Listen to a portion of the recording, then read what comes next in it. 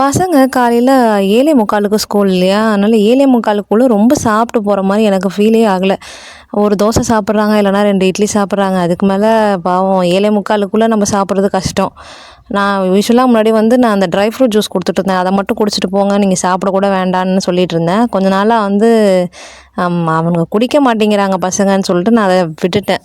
எனக்கு ரொம்ப மெலிஞ்சு போன மாரி ஃபீல் ஆயிடுச்சு. அதனால சரி டிமார்ட் போயிருந்தேன் இல்லையா? அப்போ எல்லா ட்ரை ஃப்ரூட்ஸும் ஹாஃப் கேஜி வாங்கிட்டு வந்து வச்சுட்டேன். ஸ்டோர் பண்ணிட்டேன் ஒரு 2 மாதத்துக்கு தாங்குன்ட்டு.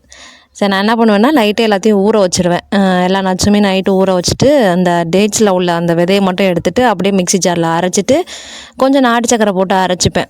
ஸோ அரைச்சி தனியாக எடுத்து வச்சுட்டேன்னா, பால் காய்ச்சி தனியாக எடுத்து வச்சுருவேன். பால் நல்லா ஜில்லுன்னு ஆறுனதுக்கப்புறம், அதை இது கூட சேர்த்து கலந்து பசங்களுக்கு கொடுத்துருவேன். காலையில் அந்த ஒரு மக்கு ஃபுல்லாக குடிச்சிட்டு கிளம்பிருவாங்க.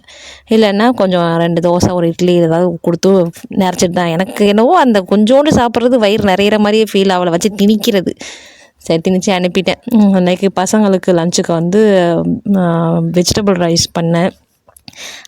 இந்த வெஜிடபிள் ரைஸில் இந்த ப்ரெட்டு கல்யாணத்துலலாம் போட்டு கொடுப்பாங்க இல்லையா? அது மாதிரி நான் இது வரைக்கும் செஞ்சது கிடையாது.